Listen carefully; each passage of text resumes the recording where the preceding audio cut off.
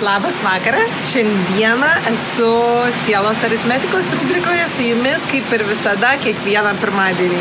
Atrodo, kad šalta mūsų saloje, bet pasirodo, kad ir nelabai.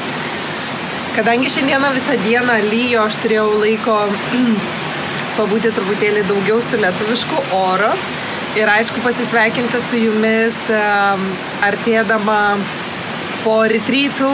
Labas Rūta, sveika Eglė, sveikos besijungiančios, iš tikrųjų gera matyti eilinį mūsų, net ne eilinį, mūsų šventinį pirmadienį besijungiančias visas kartu. Aš nuo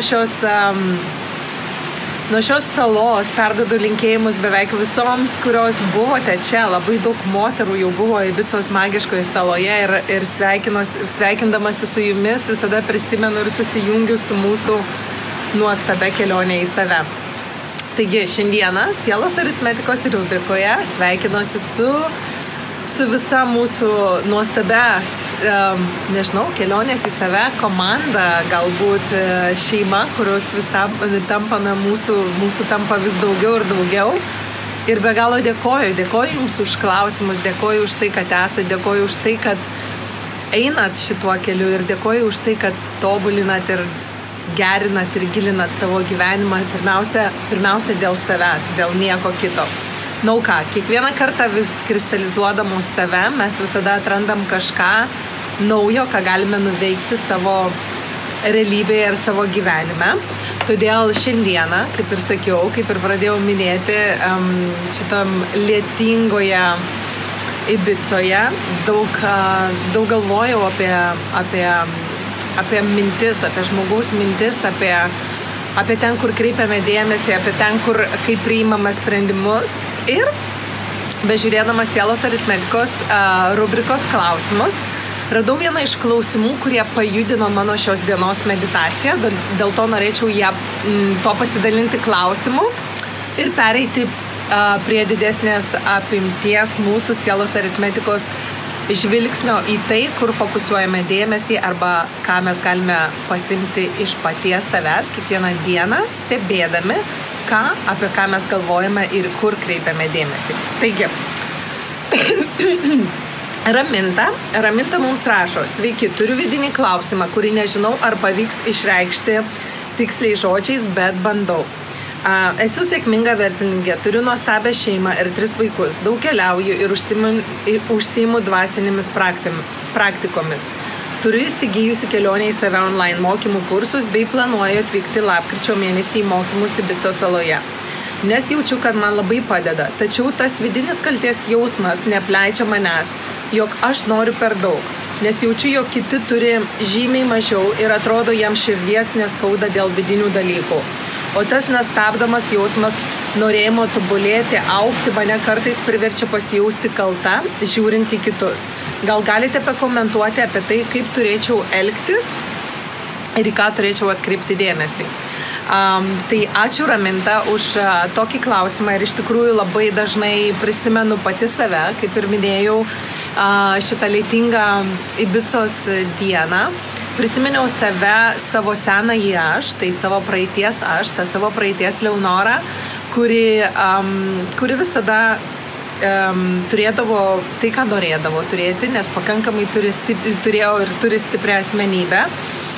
Ir visada, kada pajausdavo Leonora nepatogumą savo viduje, visada tikrindavosi su išorinę aplinką ir žiūrėdavo į kitus ir sakydavo: o, pažiūrėkit kitus, jiems tai palyginus su kitais, tu visai gerai gyveni.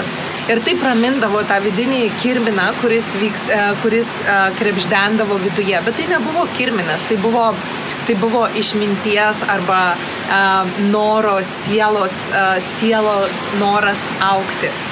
Ir kada aš po kažkiek tai laiko supratau, jog žmogus iš principo automatiškai labai dažnai įpratęs lyginti save su kitais ir su kitais, kurie yra aplink mus arba su kitais, kuriems yra blogiau.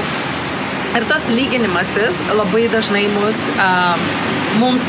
sustabdo augimą, o ne padidina jį. Todėl vieną dieną, kada man suėjo 21 metai, Aš per savo gimtadienį įvečiau į Google 21 metų žmonės, ką yra nuveikę iki 21 metų žmonės šiame pasaulyje, maksimaliausiai daug. Ir tuomet pradėjau skaityti. Aš pradėjau skaityti apie jaunus žmonės, kurie yra parašę ne vieną knygą, jaunus žmonės, kurie yra pervertę ne vieną sistemą, jaunus žmonės, kurie yra pakeitę, transformavę mokymosi sistemas, padėję žmonėms, išgelbėję gyvybės, pasveikę. Žodžiu, be galo daug pavyzdžių, kurie mane privertė susimastyti.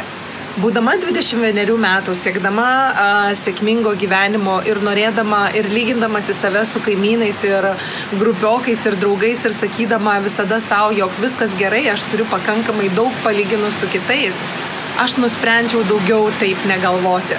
Todėl, Raminta, ačiū tau už šitą klausimą, nes tu man priminei mano senojo aš aspektą, kuris, aišku, visiškai transformavosi ir pasikeitė, bet tai yra gera, kad uždrįstame užduoti tokius klausimus. Juk ne visada reikia augti ir ne visada reikia stiebtis arba kristalizuoti savo gyvenimą, pažinti ir eiti į pažinimo savo gyvenimo keliu, kada yra blogai, arba kada yra labai blogai, arba kada gyvenimas mus prispaudžia, arba kada kaimynai iš vidutinio gyvenimo lygo pradėjo jiems gerėti ir dėl to mes nusprendėme augti. O tada, kada iš tikrųjų išgirstu savo vidinį balsą ir nustoju lyginti save su kitais ir nustoju sakyti, kad palyginus su kitais mano gyvenimas yra geras, dėl to nustosiu norėti kažko daugiau. Todėl visą laiką, kada jūsų protas ramina ir sako, galbūt aš turiu jaustis kalta, nes gyvenu ir taip gerai, esu sveika, turiu vaikų, turiu darbą, turiu šeimą, keliauju, galiu gauti viską, ką noriu, o kitiems yra žymiai blogiau ir dėl to mes pradedame, kaip sakoma, stabdyti savo norus ir pradedame stabdyti savo ambicijas arba netgi vidinius norus tobulėti ir augti. Todėl nuo šios dienos pradėkime visada žiūrėti į ten, kur nėra blogiau, o ten, kur yra geriau. Ką žmonės tavo metų, ką žmonės tavo aplinkoje, ką žmonės su tiek vaikų, ką žmonės su tokiom gyvenimo sąlygom yra padarę ir pakeitę savo gyvenime ir ko tu dar esi nepadarius ir nepakeitus. Gal tu gali įsikvėpti iš tų geresnių pavyzdžių, kurie jau yra gerokai pralenkę tave ir nebūtinai lyginti su kaimynais arba draugais. Galbūt tie žmonės yra pasaulyje, kurių tu dar nepažįsti. Bet kiekvieną kartą, kada eisi į save, kada tu tobulėsi, kada tu savo užduosi siekiamybės, tau siekiamybės ir vertybės esamus klausimus, tik tada tu galėsi nesustodamai eiti į priekį ir niekada nuo to nesijausti blogiau. Ir vėlgi, nesakau, kad reikia save bausti, vertinti ir sakyti, kad aš esu nepakankama, dėl to turiu eiti ir stiebtis. Ne, mes turime mokintis augti iš pertekliaus. Užtenka save keisti arba užtenka save teisti. Žmogus yra tobulas savo netobulume. Svarbiausias prieimimas savęs, kada aš 21 metų per savo gimtadienį pažiūrėjau visus savo bendraamžius, kurie pasaulyje yra kažką padarę, aš nepradėjau save kaltinti, aš pradėjau prisimti atsakomybę, jog yra galimybių nemažinti save, o tobulinti save per prieimimą savęs.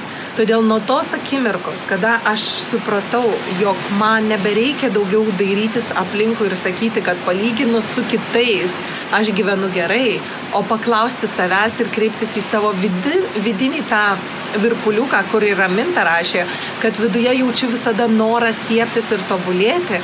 Ir ten atkreipus dėmesį į tą vidinį balsą, kreipkimės ir norėkime to, ko iš tikrųjų nori jūsų širdis, o ne ko nori jūsų kaimynas arba kaip atrodo jūsų šalyje gyvenamoji, reiškiasi visa realybė, o to, ko norite jūs iš tiesų.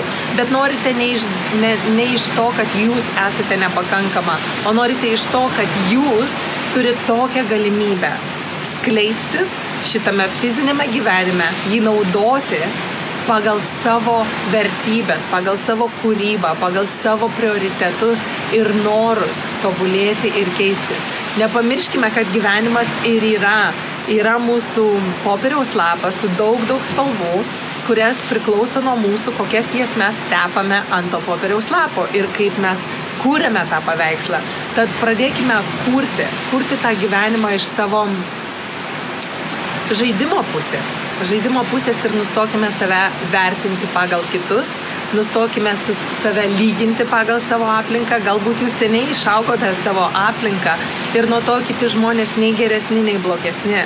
Pasaulis yra pilnas pavyzdžių, pilnas realybių, todėl jūs esate ta, kuri pasirenkat vieną arba kitą realybę. Todėl nėra nei vienos realybės, kuri yra prastesnė ar geresnė. Esate jūs, tas gyvenimo šeimininkas, kuris priiminėja kiekvieną dieną sprendimus. Ar jūs dairysitės atgal ir sakysite, palyginus su kitais gyvenu gerai, ar jūs darysitės į priekį ir sakysite, palyginus su tai žmonėms, kurie yra mano siekiamybė, aš galiu nuveikti dar daugiau, negu veikiu dabar. Ne dėl to, kad man trūksta kažko, o dėl to, kad aš noriu kurti. Pradėkime į kelionę į save arba dvasinį gyvenimą žiūrėti truputėlį paprasčiau, lengviau, kūrybiškiau, su daugiau meilės ir atlaidumo savo. Juk kada pradedame mėgautis arba kada mes pradedame domėti savimi, taip yra be galo daug skaudulių, yra be galo daug atradimų, apie kuriuos mes niekada negalvojame arba neleidome savo būti juose, todėl kad visada bėgdavom nuo savęs. Ir taip pat ateina momentas, kada yra truputėlį sunku, truputėlį skaudu, bet ką mes darome kelionėje į save metu? Mes valome visą tai tam, kad žmogus taptų kuo toliau tuo lengvesnis, kuo toliau tuo paprastesnis, kuo toliau tuo kūrybingiškesnis.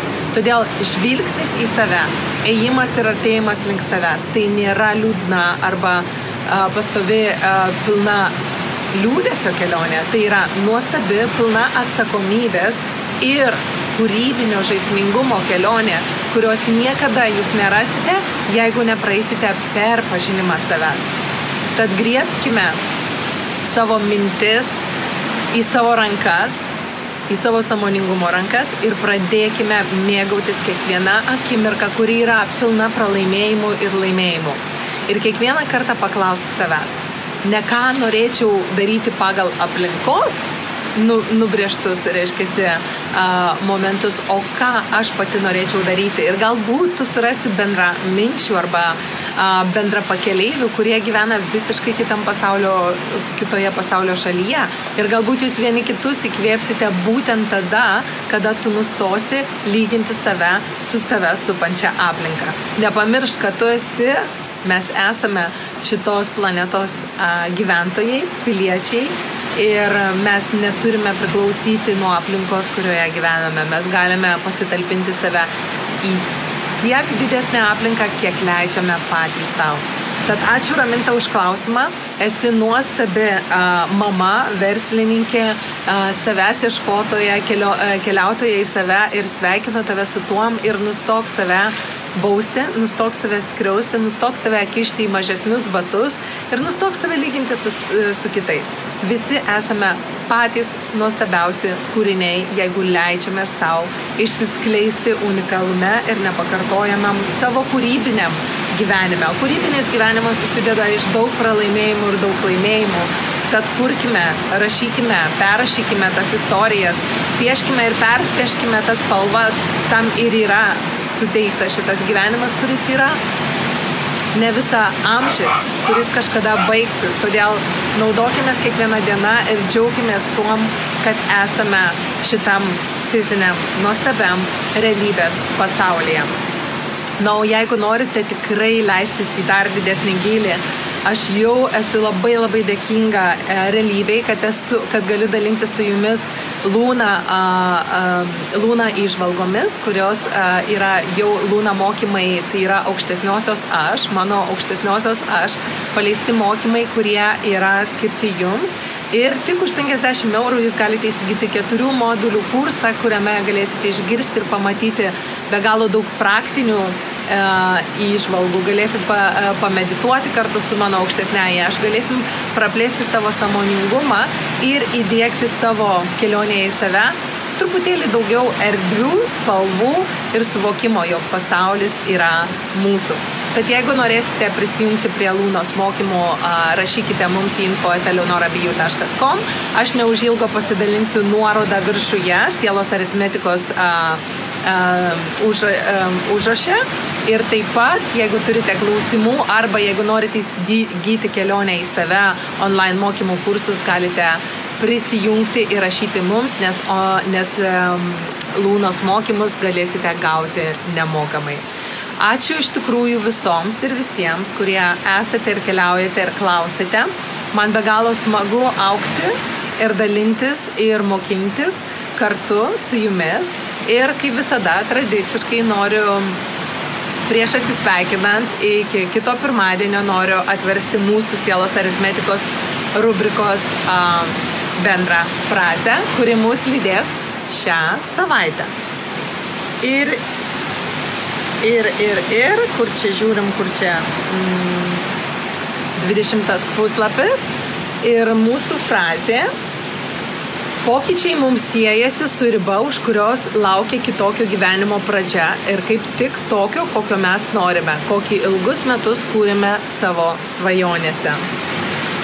Gera frazė, nes kada mes lyginamės arba kada mes žiūrim aplinkui į kitus ir kada mes žiūrime į savo gyvenimą, mes žiūrime per tam tikrą prizmę. Todėl mes turime suvokti, kokią prizmę mes naudojame savo gyvenime. Ar mes naudojame savo vidutinybių aplinkos prizmę, kuri mus prislopina, ar mes naudojame siekiamybių aplinkos prizmę, kuri mums įspiria į užpakalį ir pakilėja mus eiti toliau į priekį. Tad kiekvieną dieną paklaus savęs, kada lyginės save, su kuo lyginės, kodėl lyginės ir kaip save motyvuoja arba nugesini. Tik taip mes galim sukurti savo tą gyvenimą, kokio mes norim, o norai mus visada priverčia stiebtis, niekada nesižiūrėti atgal ir nežiūrėti žemiau, visada stiebtis ir niekada nesijausti nuo to blogiau, prasčiau ar kaip nors netinkamai. Todėl linkiu visoms ir visiems stiebtis, tobulėti, skleistis, džiaugti, ne dėl to, kad jūs esate nepakankama, o dėl to, kad jūs norite kurti savo gyvenimą ir eksperimentuoti su tuo, kas gaunasi ir ne. Gero mums pirmadienio, geros savaitės, kurkime, dalinkimės ir džiaukimės savo gyvenimo. Iki pasimatymo Lūnos mokymuose, online mokymuose, mokymų kursuose arba jau visiškai neužilgo gyvai galime susitikti Oslo mieste 28-29 balandžio dienomis. Jau greitai susitiksim Lūnos mokymuose, susitikime su aukštesniąja aš. Iki pasimatymo ir visas ir visus labai myliu. Ate.